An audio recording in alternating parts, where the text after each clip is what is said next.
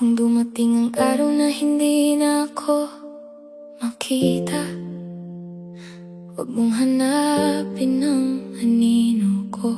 Sa bawat kanto, may mga pangalang kailangang manatili sa hangin, at may mga paalam na mas mabuting hindi na lingunin.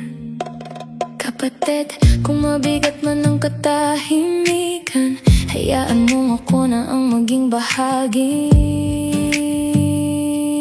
lumayo.